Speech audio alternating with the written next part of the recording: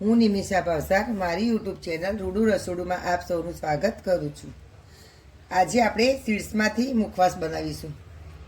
અલગ અલગ સીડ્સ આવે તેમાંથી, અને એ પણ આપણે લીંબુ મીઠું કર્યા વગર ઇન્સ્ટન્ટ. તો એના માટે જોઈશે આ મગજતરીના બી, આ પમ્પકિન સીડ એટલે કોળાના બીજ આવે એ, અને આ સનફ્લાવર સીડ, અને આ મીઠું. મીઠામાં શેકીને કરીશું એટલે એકદમ સરસ ક્રિસ્પી અને ટેસ્ટી બનશે.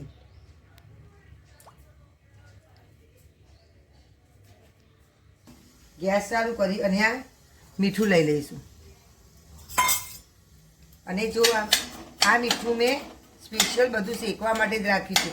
અને બિસ્કિટ બેક કરવા હોય, કેક કરવી હોય, ઓવન ના હોય તો એના માટે. આ થોડીક પડી રહે તો ગઠ્ઠા થઈ ગયો હોય તો આ ગઠ્ઠા થોડાક ભાગી નાખવાના, અને થોડુંક મીઠું ગરમ થવા દેવાનું.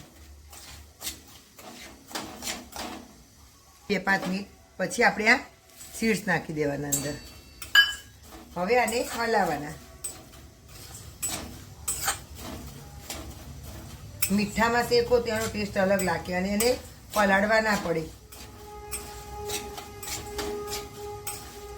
આ હેલ્થ માટે એકદમ સારી વસ્તુ છે. આને મીડિયમ આંચ પર આપણે ધીમે ધીમે કરવાના, એટલે એકદમ સરસ ક્રિસ્પી થશે. એકદમ જો ફૂલ ગેસ રાખશો તો દાજી જશે. એટલે મીડિયમ ગેસ રાખવાનું અને હલાવતા રહેવાનું.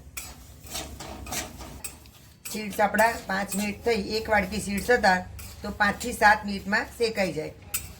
તમે આ મીઠામાં શેકશો એટલે તરત થોડાક ફૂલશે. આપણે તલ કેમ શેકીએ અને થોડા ફૂલે એવી રીતે થોડાક ફૂલશે. અને એવું હોય તો તમે થોડાક એક દાણો હાથમાં લઈ અને જોઈ લેવાનું. આ આપણા સીડ શેકાઈ ગયા. હવે આવી કાણાવાળી ચાણી લેવાની, નીચે એક તાવડી લેવાની, એમાં આવી રીતે નાખી દેવાના. હવે આને આમ ચાળી લેવાના, એટલે મીઠું બધું નીચે કરી જશે. હવે ફરીથી આપણે જે મીઠું આપણે ચાળીને લીધું એ ફરીથી ગરમ ગરમ જ લઈ લેવાનું. હવે એમાં આપણે મગજતરીના બી નાખીશું. એનું એ જ મીઠું લેવાનું. હવે આ ફરીથી આપણે 5 થી 7 મિનિટ. પહેલી વાર થોડીક વધારે વાર લાગશે, પહેલાં સીડ્સ જો શેકશું એટલે, કારણ કે મીઠું ગરમ થતાં વાર લાગે એટલે.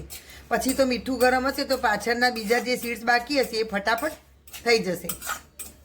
પણ આપણે અંદર નાખ્યા ત્યારે એકદમ પતલા લાગતા હતા. હવે જો તડ અવાજ આવવા માંડ્યો, તલ ફૂટે એમ ફૂટે, અને સરસ બધા ફૂલીને દડા જેવા થઈ જાય. એટલે આપણે શેકાયા સમજી લેવાનું.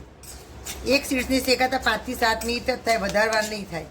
એમાં એ પહેલાં 7 મિનિટ, બીજી વારમાં તો 5 મિનિટમાં સરસ શેકાઈ જશે. બહુ જ શેકશો તો એકદમ કડક થઈ જશે, તાજા હોય એવો ટેસ્ટ આવશે. આ આપણા મગજતરીના બી પણ શેકાઈ ગયા. હવે એને પણ આપણે આ ચાળણીમાં લઈ લઈશું અને આવી રીતે ચાળી લઈશું, એટલે મીઠું બધું નીચે આવી જશે. આમ તમે પકડી અને કવિતાથી કરશો એટલે મીઠું બધું નીચે જતું રહેશે, અને બીજા બધા ચાળણીમાં રહેશે. તે મીઠું પાછું લઈ લઈશું અને આ પમ્પકિન સીડ નાખી દઈશું. હવે ફરીથી એને પણ શેકી દઈશું 5 થી 7 મિનિટ. આ આપણા સનફ્લાવર પણ અને પમ્પકિન સીડ્સ આપણા શેકાઈ ગયા. હવે આને પણ આપણે ચાળી લઈશું. આ આપણા બધા 3 સીડ્સ આપણા શેકાઈ ગયા. હવે આને હાથેથી સરસ ઠંડા થાય થોડાક એટલે મિક્સ કરી લેવાના.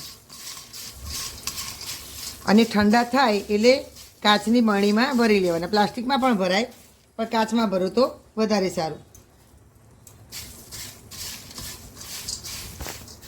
હવે આને મુખવાસ તરીકે એન્જોય કરો.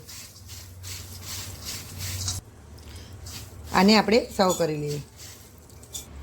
આ આપણો સીડ્સનો મુખવાસ તૈયાર. આ તમે ટીવી જોવા બેઠા હોય ને અને જો ખાવા બેસો તો ક્યારે પતી જાય ખબર ના પડે, એટલો ટેસ્ટી અને ક્રિસ્પી બને છે. તો મારી આ વાનગી પસંદ આવી હોય તો મારી ચેનલ રૂડુ રસોડુને સબસ્ક્રાઈબ કરશો, બેલ આઇકન પર પ્રેસ કરશો, અને તમારા ફ્રેન્ડ સાથે શેર કરવાનું ભૂલતા નહીં. અને ખાસ બનાવીને કોમેન્ટમાં લખજો કે કેવું બન્યું. આમાં વિટામિન અને પ્રોટીન બધું સારું હોય છે, તો આ બનાવીને ચોક્કસ આનો ઉપયોગ કરજો. હેલ્થ માટે બહુ સારું છે.